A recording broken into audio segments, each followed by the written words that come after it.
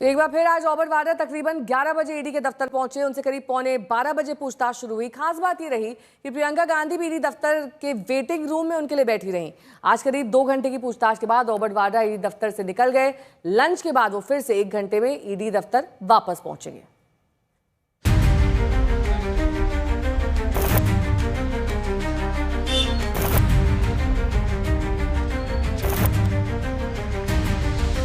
प्रचार करने का तरीका है सरकार का कि एजेंसियों को गलत इस्तेमाल किया जाए, प्रेशर डाला जाए, पर हम और मजबूत होते हैं। ईडी की पूछताछ राउंड 2 से पहले वाड्रा ने बुलंद हौसले दिखाए और अपनी पत्नी सांसद प्रियंका गांधी के साथ पहुंच गए ईडी दफ्तर। सुबह के करीब पौने 11 बजे थे। वाड्रा अपने घर से निकले, लेकिन आज तस्वीर कुछ अलग थी। मंगलवार को पैदल ही ईडी दफ्तर पहुंचने वाले वाड्रा को आज प्रियंका का साथ मिला। दोनों गाड़ी में सवार होकर ईडी दफ्तर पहुंचे और प्रियंका को गले लगाते हुए रॉबर्ट वाड्रा पूछताछ राउंड 2 के लिए दफ्तर के अंदर चले गए। तस्वीरें हैं क्योंकि पिछले कुछ दिनों में कई सारे ईडी के जो मामले हैं वो खुलते हुए दिखाई दे रहे हैं। पहले एक तरफ कल रॉबर्ट वाड्रा ईडी के दफ्तर आए, 6 घंटे से ज्यादा उनसे पूछताछ हुई और कल ही ये खबर आई कि ईडी ने प्रोसिक्यूशन कंप्लेंट दायर कर दी है नेशनल हेराल्ड केस में और कांग्रेस की पूर्व अध्यक्षा सोनिया गांधी का नाम है उस केस में। प्रोसिक्यूशन कंप्लेंट में राहुल गांधी का नाम है, सैम पित्रोडा का नाम है। तो उन तस्वीरों के बीच आपको एक और तस्वीर दूसरे दिन रॉबर्ट वाड्रा जब ईडी के ऑफिस पहुंचे हैं। एक दिन पहले रॉबर्ट वाड्रा से भी ईडी ने सवाल जवाब किए। जांच एजेंसी के दूसरे समन पर मंगलवार को वाड्रा से पूछताछ हुई। कल ईडी दफ्तर पहुंचने से पहले वाड्रा ने ईडी के समन और सरकार पर सवाल उठाए थे। एजेंसियों के बेजा इस्तेमाल के आरोप मढ़े थे। कुछ उसी अंदाज में आज भी पूछताछ के लिए जाने से पहले ही उन्होंने सवाल उठाए। एजेंसी का दोबारा समन आया। मैं हैरान था क्योंकि जिस विषय में मुझे बुलाया है इसके सवाल ऑलरेडी हमने 2019 में दिए हैं। सबको याद है कि मैं 2019 में 2 ईसीआर में गया था। समन काफ़ी मिले थे, 15 बारी गया हूं और 10-10 घंटे बैठा, 23,000 डॉक्यूमेंट दे दिए। वाड्रा ने ईडी की पूछताछ का चुनावी कनेक्शन भी जोड़ा। उन्होंने 2018 और 2019 की पूछताछ का हवाला देते हुए बताया कि चुनावों के समय केंद्रीय एजेंसियों की ये कार्रवाई सामान्य बात नहीं। कि दिसंबर 7 को 2018 में राजस्थान में इलेक्शन था, तो उस टाइम भी मेरे दफ्तर में रेड किया। बिल्कुल टाइमिंग बहुत ऐसा था। और फिर 2019 में जनरल इलेक्शन था, उस टाइम मेरे को वहां बुलाया और जो भी सवाल थे उसके सारे जितने भी इशू थे सारे मैंने जवाब दिए। अब फिर से मुझे समन किया गया है और उस रॉबर्ट वाड्रा ने आज सोनिया और राहुल गांधी के खिलाफ ईडी की चार्जशीट का भी जिक्र किया। उन्होंने कहा कि केंद्रीय एजेंसियों के ऐसे एक्शन से हमारे हौसले और बुलंद होंगे। मैं हैरान नहीं हूं कि उसी समय जिस दिन मुझे समन दिया या मैं एजेंसी पे गया हूं, उसी दिन राहुल और सोनिया जी को चार्जशीट किया गया है। तो ये इनका प्रचार करने का तरीका है सरकार का कि बीजेपी की एजेंसियों को गलत इस्तेमाल किया जाए और प्रेशर डाला जाए, पर हम और मजबूत होते हैं। मुझे पता है हमारी जो सोच है और मजबूत होती है, हमारे परिवार के रिश्ते बहुत मजबूत होते हैं और हमें झेलने की क्षमता है और लड़ते रहेंगे। रॉबर्ट वाड्रा से ईडी की ये पूछताछ जमीन सौदे से जुड़े मनी लॉन्ड्रिंग केस में हो रही है। कल हुई 6 घंटे की पूछताछ के बाद ही एजेंसी ने वाड्रा को आज भी पूछताछ के लिए आने की जानकारी दे दी थी। लगातार दूसरे दिन भी एजेंसी ने कई सवालों के जवाब मांगे हैं। अमित भारद्वाज, दिल्ली, आज तक। हिमांशु मिश्रा मेरे सहयोगी जुड़ गए हैं तमाम जानकारी के साथ। हिमांशु, देखिए, रॉबर्ट वाड्रा के आरोप भी कहीं ना कहीं कुछ मायने रखते हैं। उनका ये कहना है कि कई बार पूछताछ हो चुकी है, कई बार वही सवाल रिपीट होते हैं, इतने पन्नों की चार्जशीट दाखिल हो चुकी है, यहाँ तक कि हरियाणा सरकार उनको बरी भी कर चुकी है, क्लीन चिट दे चुकी है। अब ये नए सिरे से क्वेश्चनिंग हो रही है या वही सवाल रिपीट हो रहे हैं, या फिर जानबूझकर परेशान किया जा रहा है? देखिए, जो एजेंसीज हैं, एजेंसी जो सोर्सेस हमें जानकारी मिली है कि इस इन्वेस्टिगेशन में कुछ नए तथ्य आए हैं जिसकी वजह से रॉबर्ट वाड्रा से पूछताछ की जा रही है। हालांकि रॉबर्ट वाड्रा, उनका कहना है कि किस तरीके से टाइमिंग को लेकर सवाल खड़ी कर रहे हैं। एक कि चाहे 2018 की बात हो, 2019 की बात हो, वो टाइमिंग को लेकर के भी इलेक्शन को इसको जोड़ रहे हैं, पॉलिटिकली मोटिवेटेड बता रहे हैं। और साथ ही साथ वो ये कह रहे हैं कि जितनी बार भी उनसे पूछताछ हुई, जो कुछ भी था, जो भी सवाल थे, उसके उन्होंने पूरे जवाब दिए। जो भी डॉक्यूमेंट्स उनसे मांगे गए थे वो पूरे डॉक्यूमेंट्स मुहैया करा दिए उन्होंने। और साथ ही साथ हरियाणा सरकार से जो इन्वेस्टिगेशन, जो शुरू में आरोप लगे थे, क्योंकि जिस तरीके से ये पूरा केस था, सवाल कब खड़े हुए थे जब 24 घंटे के अंदर 3.5 एकड़ की जमीन 7.5 करोड़ में जिसका सौदा होता है, सौदा होते ही 24 घंटे के अंदर उसका दाखिल खारिज हो जाता है, सारी जो प्रक्रिया है वो पूरी हो जाती है और उसके बाद कुछ ही दिनों में 58 करोड़ की उसकी आगे की डील हो जाती है। तो इसको लेकर के संशय हुआ था। फिर उसके बाद 2018 में एफआईआर दर्ज हुई थी जिसमें 120 भी और 420 भी लगा था। ठीक है, लंबे वक्त से ये मामला चलता आ रहा है। रॉबर्ट वाड्रा कई बार ईडी के सामने पेश हो चुके हैं। अब बात नेशनल हेराल्ड मामले की करेंगे क्योंकि सोनिया गांधी और राहुल गांधी के खिलाफ नेशनल हेराल्ड मामले में ईडी ने चार्जशीट कल फाइल तो कर ली, लेकिन आज सड़कों पर धरना प्रदर्शन शुरू हो गया। कांग्रेस के नेता, कार्यकर्ताओं समेत जाट के एक्शन और सरकार के खिलाफ उन्होंने मोर्चा खोला है। देश के कई शहरों में प्रदर्शन किया जा रहा है और पार्टी कार्यकर्ता ईडी की चार्जशीट पर ही सवाल उठा रहे हैं।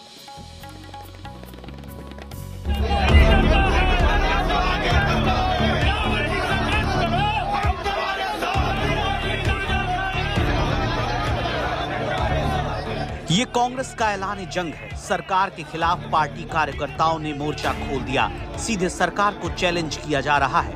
ये बवाल प्रदर्शन ईडी की चार्जशीट के खिलाफ है। एक दिन पहले प्रवर्तन निदेशालय ने अपनी चार्जशीट फाइल की। इस चार्जशीट में सोनिया गांधी को एजेंसी ने आरोपी नंबर 1 बताया है, वहीं राहुल गांधी को आरोपी नंबर 2 बताया गया। ईडी के इस एक्शन के बाद कांग्रेस कार्यकर्ताओं में गुस्सा है। वो ईडी की कार्रवाई पर सवाल उठाते हैं, आरोप लगाते हैं कि सरकार केंद्रीय एजेंसियों का दुरुपयोग कर रही है। एक ऐसे केस में एजेएल जो नेशनल हेराल्ड छापता था उसके खिलाफ आप ये कर रहे हैं। असलियत ये है कि ये नरेंद्र मोदी जी की प्रतिशोध की राजनीति है, ये मोदी जी की घिनौनी राजनीति है और इसका सामना हम कोर्ट में करेंगे। लेकिन जो लोगों का आक्रोश है, जो जनता आक्रोश है, जो हमारे कार्यकर्ताओं का आक्रोश है, वो बिल्कुल आपको दिख रहा है, क्योंकि ये दिखाता है कि नरेंद्र मोदी जी डरते हैं, वो हमारे नेता से डरते हैं, वो उन मुद्दों से डरते हैं जो हम उठाते हैं और वो कांग्रेस का जो संगठनात्मक ढांचा तैयार हो रहा है उससे भयभीत है, घबराए हुए हैं। चार्जशीट फाइल होते ही कल कांग्रेस ने इस प्रदर्शन के लिए ऐलान कर दिया था। आज देश के अलग अलग शहरों में कांग्रेस कार्यकर्ता सड़कों पर उतर आए। दिल्ली कांग्रेस के नेताओं ने सड़क पर मोर्चा खोला तो पुलिस ने एक्शन लेने में देरी नहीं की। कई नेता और कार्यकर्ता सड़क पर लेट गए। पुलिस ने उन पर एक्शन शुरू किया। कई प्रदर्शनकारियों को खींचकर पुलिस ने हिरासत में ले लिया। इस प्रदर्शन के लिए दिल्ली में कांग्रेस मुख्यालय के बाहर सुबह से ही पार्टी कार्यकर्ताओं का जमावड़ा लग गया। नाराजगी ऐसी कि प्रदर्शन के दौरान बैरिकेड तोड़ने की भी कोशिश की गई। पार्टी नेताओं ने चेतावनी दी। लगातार इस देश में जो देश की आवाज है उसको दबाने की कोशिश की जाती है। इस भारतीय जनता पार्टी और सरकार के खिलाफ, इनकी दमनकारी नीतियों के खिलाफ जब भी कोई आवाज उठाता है उसको दबाने की कोशिश की जाती है। आज राजनीति के तहत उसी क्रम में माननीय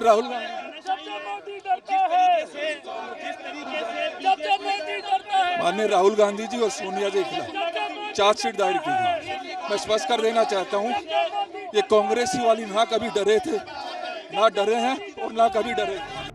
दिल्ली से बाहर दूसरे राज्यों में भी कांग्रेस ने बड़े पैमाने पर प्रदर्शन किया। ये सिलसिला लगातार जारी है। नेशनल हेराल्ड केस में ईडी की चार्जशीट को लेकर कई शहरों में कांग्रेस कार्यकर्ता सड़क पर उतरे हैं। भारतीय जनता पार्टी और आरएसएस मिलकर ईडी, आईटी, सीबीआई को एक राजनीतिक हथियार के रूप में उपयोग कर रहे हैं। हम इसकी निंदा करते हैं। नेशनल हेराल्ड के केस में एक पैसा भी नेहरू गांधी परिवार ने अपने ऊपर खर्च नहीं किया है। पटना में बड़ी तादाद में कांग्रेस कार्यकर्ता जुटे हैं। प्रदेश अध्यक्ष राजेश राम, विधानमंडल दल के नेता शकील अहमद खान, बिहार प्रभारी कृष्णा अल्लावरू भी प्रदर्शन में शामिल हुए हैं। ईडी की चार्जशीट के खिलाफ कांग्रेस पीछे हटने के मूड में नहीं। पटना से शशि भूषण और भोपाल से रवीश पाल सिंह के साथ अनमोल बाली, दिल्ली आज तक। और सिर्फ दिल्ली में नहीं कांग्रेस ने प्रदर्शन किया है, पटना में भी बवाल और प्रदर्शन देखा गया। वहां से हमारे सहयोगी शशि भूषण सिंह की रिपोर्ट देखिए। पटना में कांग्रेस के नेता और कार्यकर्ता ईडी दफ्तर पर पहुंचे और देखे यहाँ पर प्रोटेस्ट करते करते अचानक से जो काले रंग का स्प्रे है वो ईडी के साइन बोर्ड पे किया गया है। और क्या कह रहे हैं जिन्होंने अभी स्प्रे किया काले करते हुए, ये क्या कह रहे हैं सुनते पड़ेगा। आप लोग देश की जो राजनीति है उसको सही तरीके से चलाइए। नेहरू के विरासत को बचाने के लिए ईडी जो है नेशनल हेराल्ड पे आप लोग कार्रवाई कर रहे हैं, उसके खिलाफ ये राजनीति नहीं चलेगी। जिस तरह से आप देख रहे हैं कि बिहार में इलेक्शन होने वाले हैं और जो केस खत्म हो चुके हैं, खारिज हो चुके हैं, उनको फिर से चार्जशीट के द्वारा फिर से इन्फोर्समेंट ईडी के द्वारा डराया जाता है हमारे नेता को। इसी के खिलाफ हम लोग प्रदर्शन आज करने जा रहे हैं।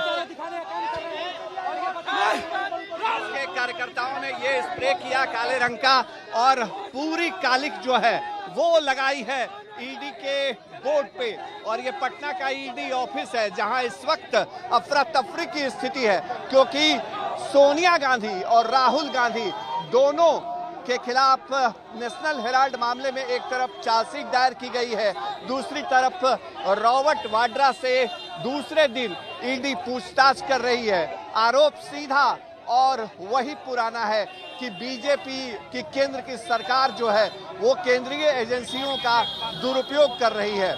सहयोगी कैमरा पर्सन दीपक कुमार के साथ शशि भूषण, आज तक, पटना। ईडी ने नेशनल हेराल्ड मामले में लखनऊ में स्थित नेशनल हेराल्ड के कार्यालय की बिल्डिंग को अटैच कर लिया है। वहां से और ज्यादा जानकारी दे रहे हैं आज तक संवाददाता समर श्रीवास्तव। नेशनल हेराल्ड मामले में ईडी ने आरोप पत्र दाखिल कर दिया है जिसमें करोड़ों का घोटाला तो बताया ही गया है। इसके अलावा सोनिया गांधी और राहुल गांधी को प्रमुख आरोपी के तौर पर दिखाया गया है। लेकिन हलचल उत्तर प्रदेश की राजधानी लखनऊ में भी बढ़ गई है, क्योंकि यहां स्थित नेशनल हेराल्ड का जो दफ्तर है उसे बंद करा दिया गया है, या यूं कहें ईडी ने यहां पर नोटिस चस्पा कर दिया गया है। जिस दफ्तर को फिलहाल आप देख रहे हैं, पहले यहां पर नेशनल हेराल्ड अखबार छपता था, यहां हलचल रहती थी, लेकिन समय बीता, वक्त बीता और यहां सन्नाटा पसरता चला गया। अब आप पहले अगर इस दफ्तर के अंदर की तस्वीरों को देखेंगे, कैमरामैन संजय दिखाएंगे, आपको केवल यहां सन्नाटा नजर आएगा। यूं जिस गली को आप देख रहे हैं, सीधे इसी के अंदर नेशनल हेराल्ड अखबार का दफ्तर था और यहां कर्मचारी आते थे, यहीं से अखबार छपता था, पब्लिश होता था और यहीं से बिकने के लिए निकलता था। लेकिन अब ये पूरी बिल्डिंग जो है इसको सीज कर दिया गया है। अगली तस्वीर आपको मैं जो दिखाऊंगा वो दिखाऊंगा ईडी के उस नोटिस की जो यहां पर चस्पा किया गया है। यानी कि ये आप अगर देखें तो जो तारीख मैं पढ़ पा रहा हूं 9/4/2025 की तारीख का यहां नोटिस लगा दिया गया है। इस नोटिस को लगाकर कार्यालय की बिल्डिंग को अटैच कर दिया गया है नेशनल हेराल्ड की। ईडी की तरफ से मनी लॉन्ड्रिंग केस के तहत कैसरबाग में स्थित इस नेशनल हेराल्ड की बिल्डिंग पर नोटिस चस्पा करा गया है। ये नोटिस डिप्टी डायरेक्टर प्रवर्तन निदेशालय नवनीत राणा की तरफ से चस्पा किया गया है। तो दिल्ली, पटना की तस्वीर हमने आपको दिखा दी, अब मुंबई की तस्वीर आपको दिखा देते हैं। वहां पर भी प्रदर्शन किया गया कांग्रेसियों द्वारा और पुलिस को हस्तक्षेप करना पड़ा उन लोगों को वहां सड़क से हटाने के लिए। तो नेशनल हेराल्ड मामले में चार्जशीट दाखिल होते ही कांग्रेस में आक्रोश की स्थिति और कई लोगों को हिरासत में भी लिया गया है।